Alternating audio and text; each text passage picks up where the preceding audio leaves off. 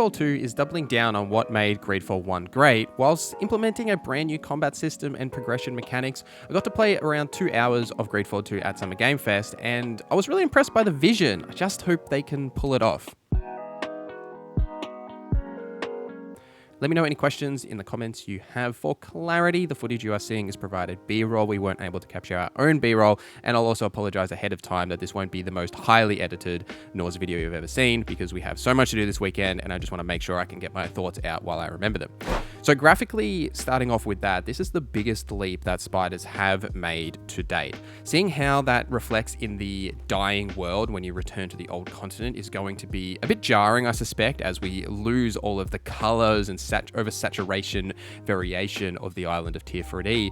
But that island is very clean and a nice, fantastical and beautiful landscape that once we return to that industrial world, we'll obviously see the opposites of that.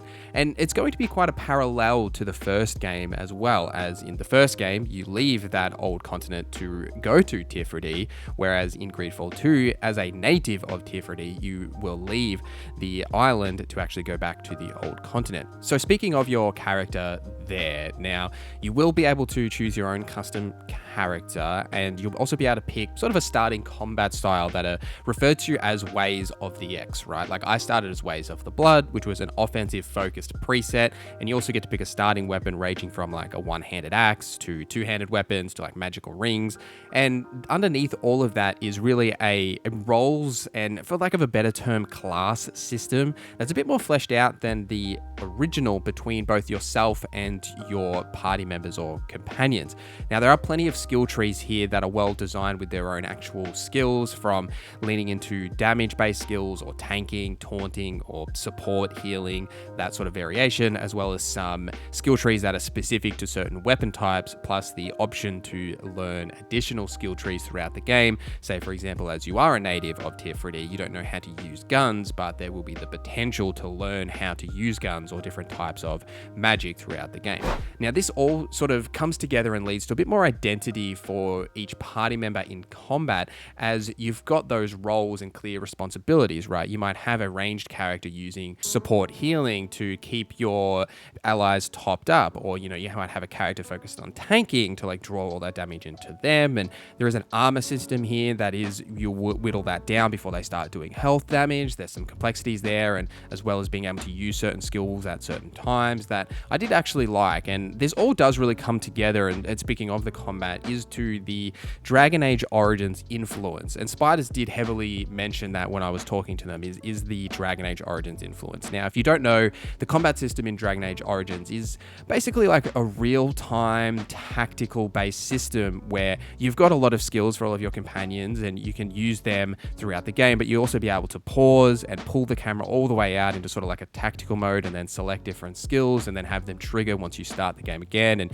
you can do all of that here in Greedfall 2, and I actually like the complexities there. It adds a bit more depth to it, and I also kind of like that they're doing something different, right? A lot of games these days are very action focused and real time, and that sort of, heavy kinetic focus, especially because of the evolution of Souls games, and especially where, Spiders did make Still Rising just before this as well. They've made their own Souls game, but I really like that they've gone for a bit more of a tactical focus here, leaning into the strengths of a Greedfall with the role-playing mechanics, and also for the first time in the Greedfall series, being able to control your companions individually as well. Now, it wasn't available in the build that I played, but there was mentioned that you will be able to individually select each of your companions before a combat encounter and actually place them into certain locations to be able to like set up those combat encounters that you may be going to do. And the skills also have a really nice weight to them. Like my favorite was Sheeta's, I'm not sure if I'm saying that right, but her massive weapon like shockwave attack where she like slammed a hammer in the ground, like knocked enemies down. It also knocked your allies down, which I learnt the hard way, but I did actually really like the impact of some of these skills and being able to use them in combat and pause and think tactically about the encounter. And it reminds me a little bit of some of that tactical nature of Baldur's Gate 3, where you are planning your encounters before you engage in them. And I did like the play of that and the feel of actually thinking about things before just like, charging headfirst into a combat encounter, swinging your sword around, and then moving on to the next encounter. Shit, we're not alone anymore. Greetings! Do you understand our language? You need to leave.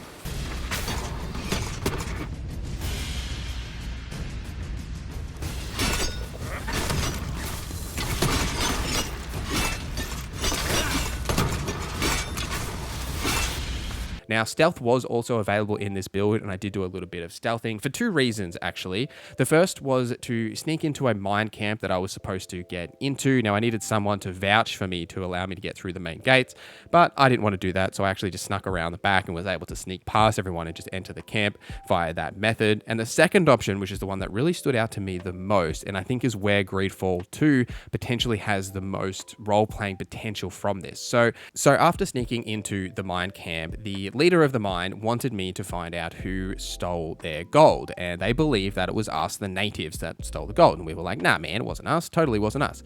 So I had to use my hunter and tracking abilities to find these people called trappers that had their own camp. Now, I found their camp, and rather than just walking through the front doors, I snuck in and snuck up nice and close to them, and I was able to complete a spy check, which had like a certain percentage to pass depending on like the different talents that I had available to me at the time. And by doing this, I got information from the trappers about the fact that they stole the miners' gold and exactly where they put it.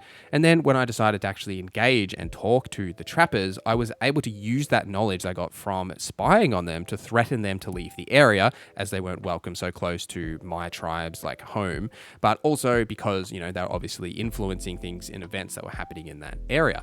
So I was able to go and get the gold because I knew exactly where it was, because I learnt it from that specific encounter, and it unlocked a unique dialogue option because I passed that check and chose to engage in that encounter in that way. I really like the potential there, right? Like, it's always fun when games like this and deep role-playing systems have unique ways you can complete encounters rather than just, you know, and I really felt like my ingenuity was rewarded for being able to figure out that, oh, okay, you know, I can sneak in here and spy on them. And those skill checks were relevant elsewhere as well. There were traps on the ground that I was able to pass mechanics checks in order to use. Now, these are all linked to different like talents that you will gain bonuses from for having certain companions. Though your companions can't actually complete those checks themselves, they will actually just give you bonuses depending on what companions you have active at any given time.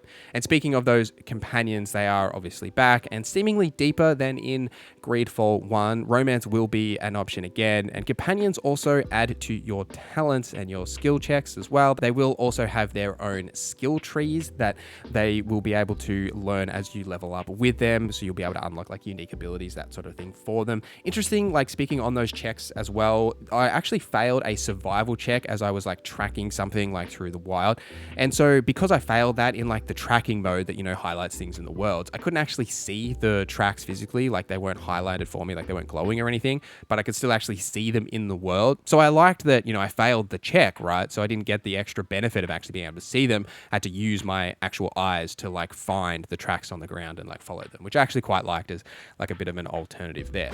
Now, Greedfall is quite ambitious, right? Spiders are clearly taking the learnings from Greedfall 1 and still rising into this sequel with a much deeper combat system and role-playing mechanics. I did walk away from the preview pretty impressed with the overall vision that Spiders have. I just hope that it all comes together in time. Greedfall 2 is really biting off a lot of depth in its role-playing mechanics, its dialogue options, as well as its combat. This is a pretty large vision for a small studio that does like to make tighter experiences, and the option to launch into early access here in summer will probably allow them to reach that vision ahead of its full release. This is the first time Spiders have done an early access period, so those that do jump in during that time will be able to give their feedback to hopefully make changes before the full game does come out. Now, that early access will have about 30% of the full game's content, and they will be adding to it and patching it over time ahead of its full release. But if you are a fan of the first game like I was, I would probably recommend to wait. Like, in my mind, you want to experience this at its full potential once it has been completed. But I do really like what Greedfall 2 has coming on offer, and I am really keen to see where Spiders takes it. But let me know any thoughts you have down in the comments down below. Thank you guys for watching this video till the end. Thank you to our members for supporting the channel. My name is NorZZa. I hope you have a great day.